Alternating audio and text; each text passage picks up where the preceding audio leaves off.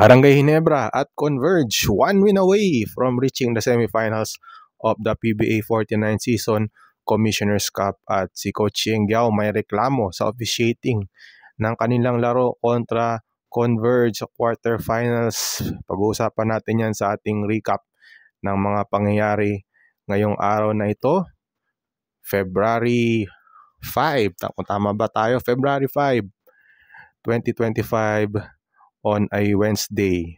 Ako po si Ruben Terrado, and again, let's go straight to our recap, no?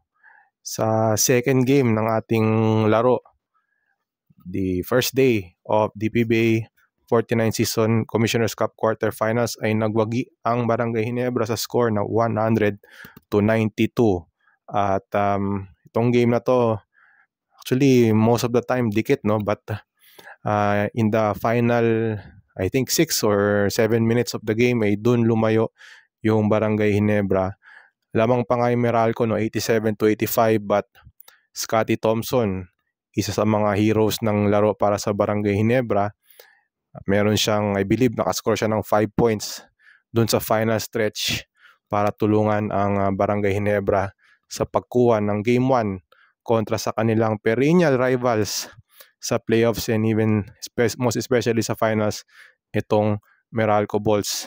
Balikan natin, no, yung numero ni Scotty Thompson dun sa game na yun, no, against Meralco, kung saan talagang all-around performance yung kanyang pinakita. 23 points, 7 rebounds, 6 assists, 4 steals, and 1 block. Yung 23 points niya, actually, it's a conference high for Scotty Thompson, no. I think playoff Scotty ang ating nakikita, no, at least for game 1, yung playoff Scotty na nakasanayan ng Barangay Ginebra. Dahil lalo na yung sa scoring, no, actually, katulad nga ng sabi ko, it's his conference high, no, yung 23 points.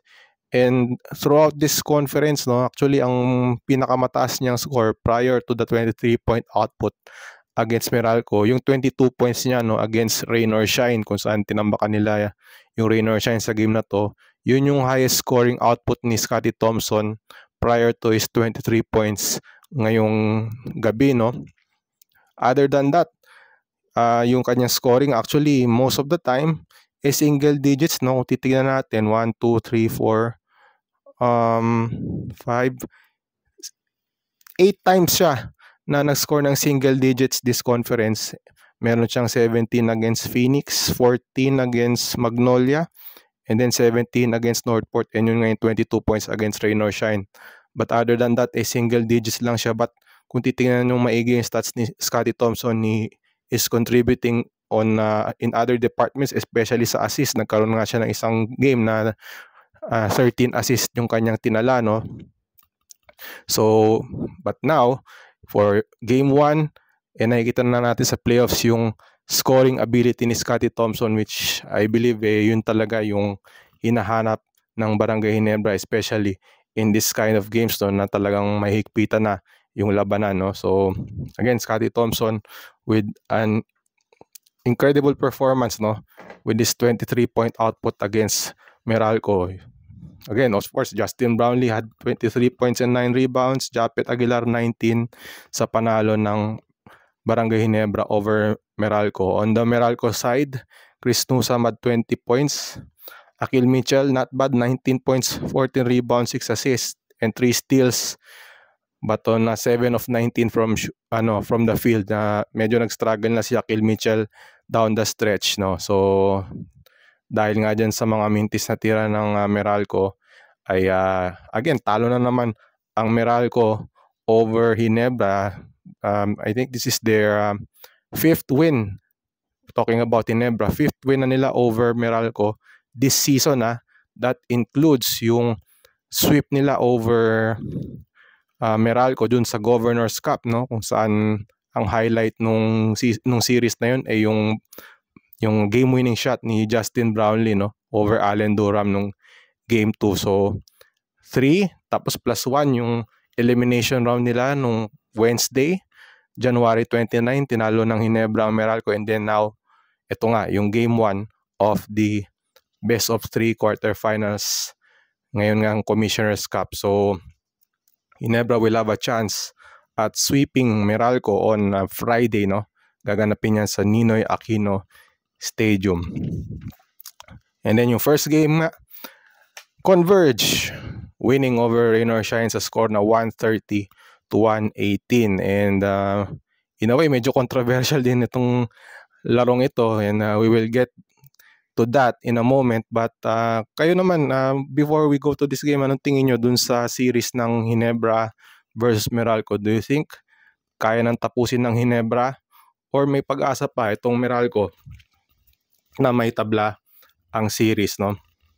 So ako naman, definitely Ginebra has the chance of sweeping this one based on their performance over Meralco sa game 1. But don't count out Meralco, because sabi nga ni Coach Luigi Trillo in our interview afterwards, after game 1, ay may mga positives rin naman silang nakuha, including yung dumikit sila sa Barangay Ginebra, no? But again, he emphasized na talagang itong version na to ng Ginebra ay talagang very formidable with Troy Rosario around, and then Jamie Malonzo is back, and then of course RJ Barrientos gaining more experience during the elimination round of the Commissioner's Cup and now sa playoffs. At talagang magiging mahirap para sa Meralco na may tabla ang series. But again, sabi nga ni Coach Luigi, and you'll see that interview as well sa ating YouTube channel, him remains positive, no, na may silver lining din na at least ay lumaban sila, nakadikit, talagang sa dulo lang talaga, at pinakita ng Ginebra yung kanilang depth, no, dun sa final stretch ng game 1. Okay, doon naman tayo sa first game nga, Rain or Shine against Converge. Nanalo nga ang Converge sa score na 130-118.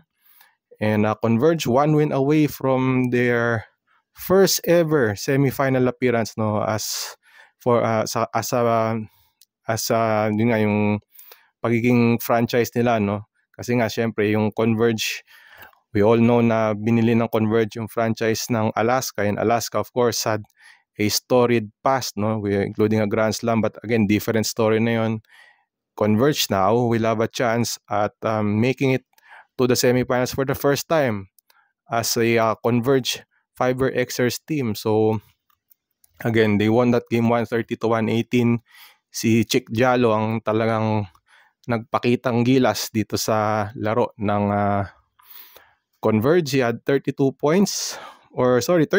points, 17 rebounds, and 3 blocks si Chick Diallo sa game na ito, game 1 against Rain or Shine. Justin Arana also had a big game, 22 points, 8 rebounds, heading 21, and then Shawnee Winston with 17, and then Justin Baltasar with 13, including a dunk, no, a poster dunk against Bo Belga na talagang putting an exclamation mark to their victory, no.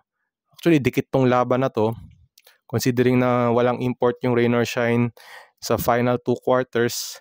Dikit ang laban, but later on talagang nag-rely na ang Converge sa kanilang import na si Chick Diallo, at doon na nga nakuha ng Converge yung kanilang game 1 victory over Rain or Shine. Kaylan Chongson had 23 points para sa Rain or Shine, tapos si Anton Asisio had 14. But of course, the story for Rain or Shine in this game, yung pagka-foul out ni Dion Thompson, no, sa 8-minute mark ng third quarter, no. Kung di nyo po napanood yung laro, ay nakuha ni Dion Thompson yung kanyang 6th foul, yun nga sa 8-minute mark ng fourth quarter, no, na talagang nung una medyo hindi naapektuhan yung Rain or Shine when they played the All-Filipino, but in the end ay talagang pinamalas na ng Converge yung kanilang lakas. They took advantage yung kanilang height, at talagang they leaned on Chick Diallo in the end game, at doon na nga nakuha ng Converge ang panalo. So again, Converge with the 1-0 lead in this best of 3 series. At ayun nga, after the game, nakausap natin si Coach Shengyao, and you will see that video sa ating YouTube channel. Talagang ikinagalit niya yung officiating ng laro, no. Ayon sa kanya ay napakanipis ng tawagan against sa kanilang import na si Dion Thompson, kasi na-mention niya na yung last 3 fouls ni Dion Thompson happened parang almost consecutively, no, in just a span of a few minutes, no. And talagang ikinagalit ni Coach Yeng yung manipis na tawagan, especially dun nga sa final 3 fouls ni Dion Thompson, na tingin niya hindi naman siya foul na parang playoff foul, no? Yung sabi nga alam naman natin yung playoff foul na medyo mas physical, yung mga fouls daw na binigay ni Dion Thompson ay hindi talagang maninipis, no? At this point of the conference, ani Coach Yengyao, talagang dapat playoff fouls na talaga yung tawagan, but nagugulat siya dahil maninipis yung mga fouls na itinawag kay Dion Thompson. And sabi niya, in fact, ang sabi pa nga ni Coach Yeng, dapat daw imbestigahan ng PBA yung mga referees na pumito doon sa game against Converge. So talagang strong words on the part of Coach Yengyao. Sabi pa nga niya, it's also ridiculous yung landing spot foul. Yung landing spot foul kasi yung nagpa-foul out dito kay Dion Thompson, no, na parang tingin niya kailangan pag-aralan ng liga yung landing spot fouls na tinatawag sa PBA. So kayo, anong tingin nyo dun sa rant ni Coach Yengyao, no? Sabi niya ay dapat imbestigahan ng PBA itong mga referees na to, no? Talagang strong words on the part of Coach Yengyao, but siguro ang aking masasabi dun sa comment ni Coach Yeng ay may mga, lalo na yung panglimang foul, no, ni Dion Thompson, no, na tingin ko talaga medyo manipis talaga yun, no? Talagang masasabi natin na come playoff time, pwede natin sigurong sabihin na pwede nang i-let go yon, yung kanyang 5th foul.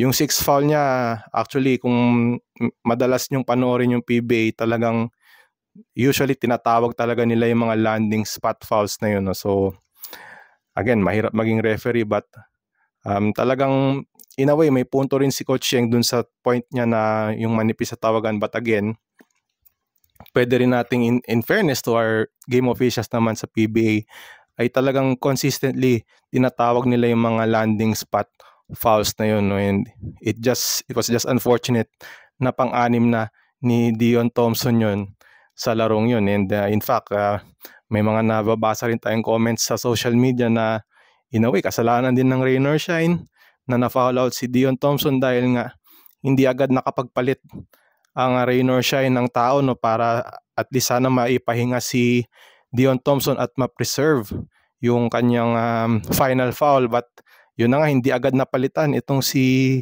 Dion Thompson, and unfortunately for them ay tinawagan uli siya ng pang-anim na foul. Talagang magkakasunod din yun, yung 5th foul niya and then yung 6th foul niya. Halos it happened just several minutes in between. So again, an unfortunate incident for rain or shine. And again, yun nga yung rant ni Coach Yengyao on the officiating of the match. Again, like I said, mahirap din talaga maging referee, but again, rain or shine is definitely hoping na makabawi sila. And again, sabi nga rin ni Coach Yengyao, they may have squandered that 17-point lead, but tatanggapin ni Coach Yengyao na matalo sila yun nga, nung nawala yung kanilang 17-point lead, tatanggapin niya yung talo. Kaso nga lang ay ang pakiramdam ni Coach Yengyao ay the referees decided the ball game, the outcome of the game. So kayo, tingin nyo dun sa latest rant ni Coach Yengyao about the officiating, do you agree with him or do you disagree? Wala naman pong tama at mali, and I would love to hear your comments dun sa naging latest rant ni Coach Yengyao about the officiating of the PBA Game 1. May nababanggit nga rin, may nababasa rin tayong mga comments, no, na si Coach Yeng, if pag natatalo, may maririnig kayong mga rants, And pag nananalo, may mga puro positive naman. So, yan po ay binabanggit lang po natin yung mga saloobin ng mga fans na nababasa natin online. But kayo, I would love to also hear from you kung ano pong komento nyo sa latest na sinabi ni Coach Yengyao. Okay. And again, I would also like to hear from you. No, tingin nyo ba, tatapusin na ba ng Converge ang Rain or Shine, or do you think yung Elasto Painters still have may life pa sila, umaga kaya pa nilang itabla itong serye na to? So, comment down below kung anong tingin nyo mangyayari dito sa quarterfinals series ng PBA Commissioner's Cup. Okay. Bago tayo magtapos, again, the game on Thursday, February 6 sa Ninoy Aquino Stadium is going to be Northport against Magnolia, 5 p.m. followed by the matchup between TNT and Eastern. So again, yung Northport and TNT have the twice to beat advantage dahil nga po sila ay 1 and 2 at the end of the elimination round. So again, that's a recap of the games last Wednesday, February 5. And again, thank you for watching our video, and thank you for your support sa ating YouTube channel. Again, continue to support us sa Spin.ph. Please read our articles. Meron po tayong detailed na mga sinabi ni Coach Yengyao. You can read that as well sa Spin.ph, as well as yung ating mga game recaps and other stories dun sa game ng Ginebra against Meralco and Rain or Shine against Converge. Alright, that ends our recap of the games, and we will see you next time.